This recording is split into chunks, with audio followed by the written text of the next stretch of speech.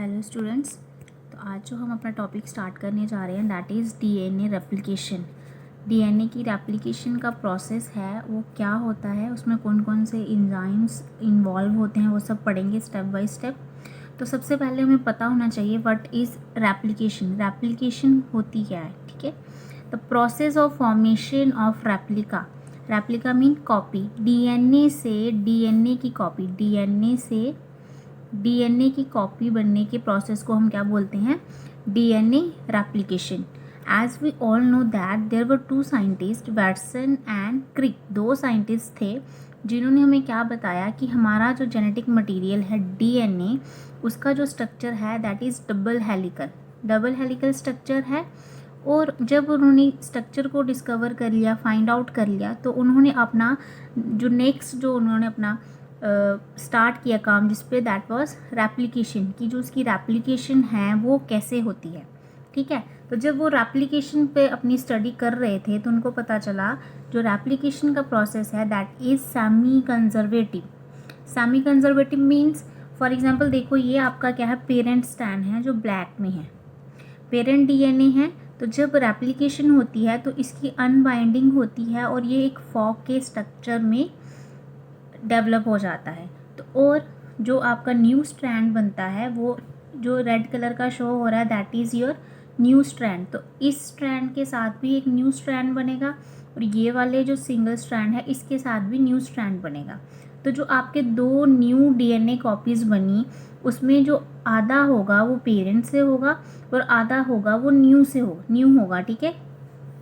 Black वाला है जो आपको शो कर रहा है पेरेंट डीएनए, और न्यू वाला जो रेड वाला है वो शो कर रहा है जो नया वाला बना है। सिमिलरली हेयर इस केस में भी ऐसा हो रहा है।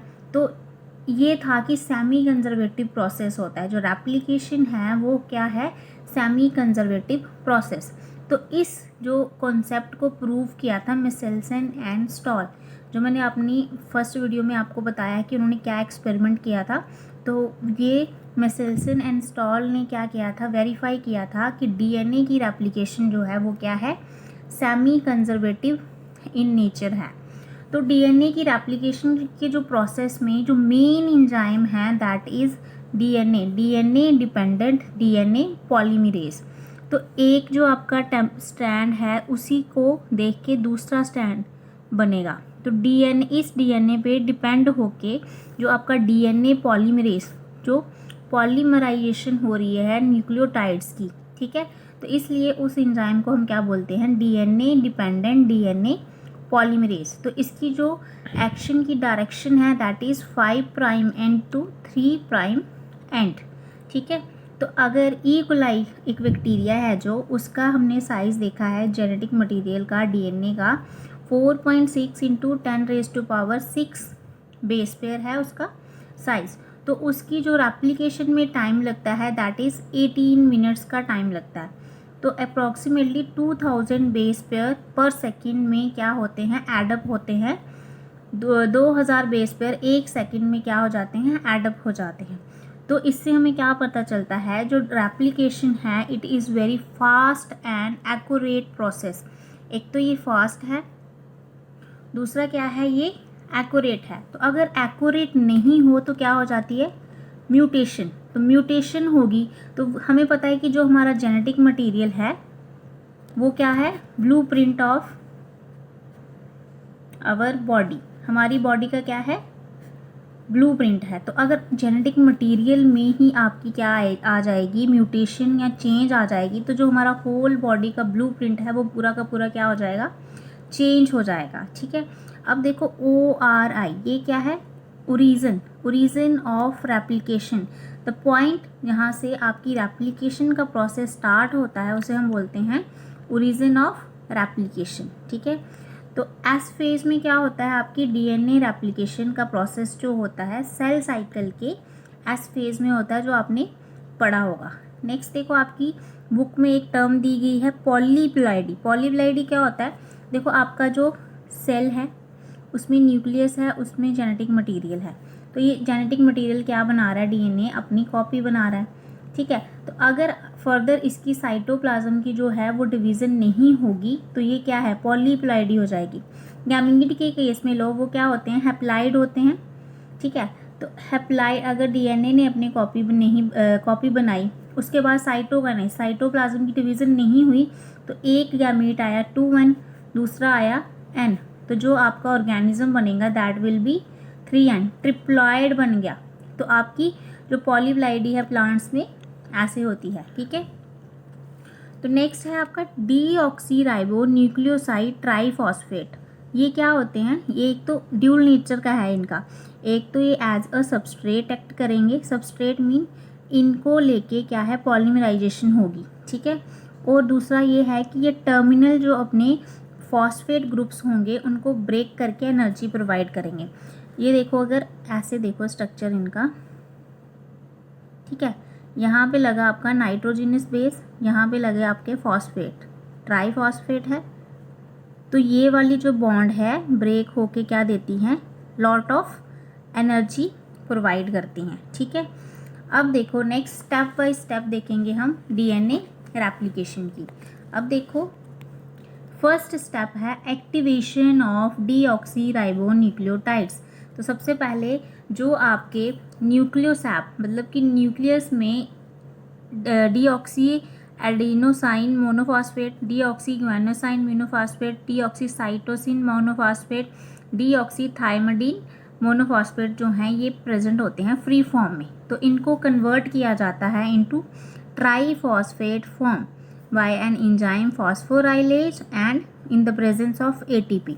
जब ये ट्राइफॉस्फेट फॉर्म में कन्वर्ट हो जाते हैं तब इनको हम क्या बोलते हैं, एक्टिवेटेड फॉर्म बोलते हैं, ठीक है। नेक्स्ट स्टेप है फॉर्मेशन ऑफ रेप्लिकेशन फॉर्क। तो क्या होता है, जब आपका डबल हेलिकल जो आपका डीएनए है, देखो यहाँ पे डबल हेलिकल डीएनए है, जब एंजाइम आपका आएगा हेलिकेज, जिसे हम क्या बोलते हैं, अनबाइंडेज एंजाइम, ये क्या करेगा, ओरिजिन जो आपका ओरिजिन होगा रेप्लिकेशन का वहाँ जाके बाइंड करेगा और इसको क्या करेगा, सिंगल स्ट्रैंड में अलग अलग कर देगा, ठीक है। तो एक वाई शेप्ड स्ट्रक्चर बनता है जिसे हम क्या बोलते हैं, रेप्लिकेशन फॉर्क। तो वाई शेप स्ट्रक्चर बनना, यहाँ देखो वाई शेप स्ट्रक्चर बन रहा है, तो इसे हम क्या बोलते हैं, रेप्लिकेशन फॉर्क बोलते हैं, ठीक है। नेक्स्ट एंजाइम है टोपोआइसोमेरेज। ये क्या करता है, अनकॉइलिंग में हेल्प करता है। कैसे, पहले तो वो क्या करेगा, रीजन को कट करेगा, फिर जब अनकॉइलिंग हो जाएगी तो उसको रीजॉइन करके वन स्ट्रैंड बना देगा, ठीक है।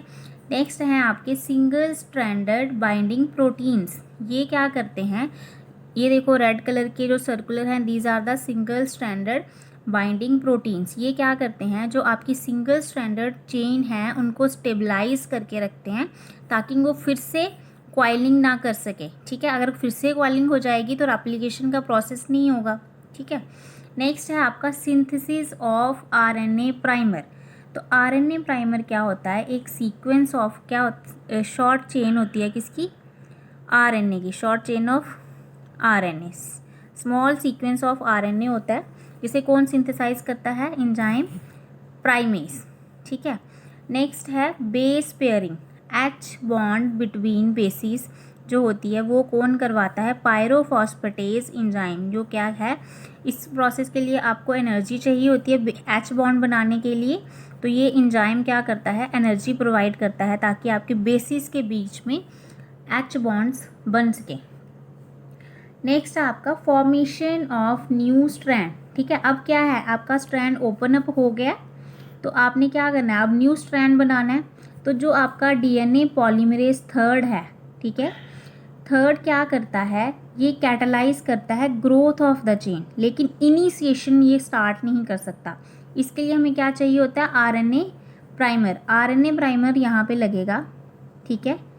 उसके बाद जो है आप पॉलीमरेज थर्ड जो है वो अपनी एक्टिविटी स्टार्ट कर देता है और एटीपी यूज़ होते हैं, क्योंकि रेप्लिकेशन में एनर्जी कंज्यूमिंग प्रोसेस है, इसलिए एटीपी की यूटिलाइजेशन क्या है, नेसेसरी है। अब देखो पहले बोला था कि आरएनए पॉलीमरेज डीएनए पॉलीमरेज की जो एक्टिविटी है 5' to 3' एंड है, ठीक है। अब देखो यहाँ से 5' to 3' एंड ये है कॉन्टीन्यूस बन रहा है, यहाँ पे ब्रेक नहीं आ रहे जो न्यू स्ट्रैंड बन रहा है, इसलिए इसे हम क्या बोलते हैं, लीडिंग स्ट्रैंड बोलते हैं। अब दूसरी साइड देखो 5' एंड यहाँ पे आया, ठीक है। तो अब यहाँ पे आया तो प्राइमर जब यहाँ पे लगा तो जो आपका डीएनए पॉलीमरेज है वो एक्टिविटी करके अपनी यहाँ से यहाँ पहुँच जाएगा 5' to 3' एंड। अब देखो यहाँ से ये देखो ऐसे है कॉइलिंग, फॉर एग्जांपल यहाँ पे प्राइमर लगा 5' एंड यहाँ आया, यहाँ पे प्राइमर लगा और पॉलीमरेज एक्टिविटी करके यहाँ पहुँच गया, ठीक है। अब इसकी और अनकॉइलिंग हुई तो फिर से क्या होगा, एक और प्राइमर यहाँ लगेगा, फिर से पॉलीमरेज यहाँ तक करेगा एक्टिविटी, फिर और अनकॉइलिंग होगी, फिर से प्राइमर लगेगा और फिर से क्या होगी, पॉलीमरेज की एक्टिविटी। तो एक साइड पे आपका कॉन्टिन्यूस स्ट्रैंड बनता है और दूसरी साइड पे बनता है डिसकॉन्टिन्यूस स्ट्रैंड। तो जो कॉन्टिन्यूस स्ट्रैंड है उसे हम बोलते हैं लीडिंग स्ट्रैंड और जो डिसकॉन्टिन्यूस स्ट्रैंड है उसे हम बोलते हैं लैगिंग स्ट्रैंड। यहाँ पे जो आपका डीएनए है वो क्या बनता है, in the form of fragments. तो उन फ्रेगमेंट्स को हम क्या बोलते हैं, ओकाजाकी फ्रेगमेंट्स, ठीक है। अब ये क्या है, बन गया आपका कंप्लीमेंट्री स्ट्रैंड बन गया दोनों में।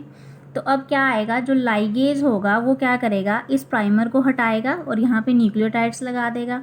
यहाँ पे क्या करेगा, प्राइमर को हटा के, ठीक है, न्यूक्लियोटाइड्स ऐड करके उनको ज्वाइन कर देगा। लाइगेज एंजाइम क्या करेगा, इन फ्रेगमेंट्स को ज्वाइन करके एक कंटिन्यूस स्ट्रैंड बना देगा, ठीक है। यहाँ तक आपकी रेप्लिकेशन होगी। Then proof reading and DNA repair.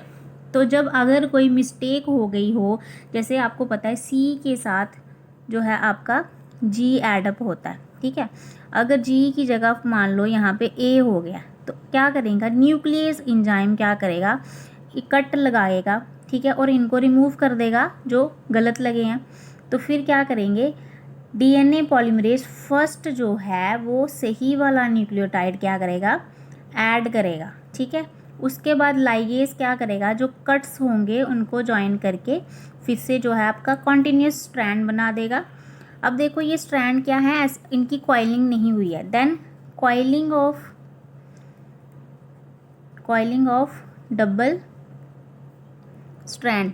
इसके बाद क्या होगा, कॉइलिंग होगी डबल स्ट्रैंड की और आपके डीएनए की क्या बन जाएंगी, कॉपी बन जाएंगी, जो क्या होंगी, semi conservative in nature. Semi conservative means एक स्ट्रैंड आपका पेरेंटल और दूसरा स्ट्रैंड जो बनेगा that will be new strand बनेगा, ठीक है students. So this was all about the replication of DNA. Thank you students.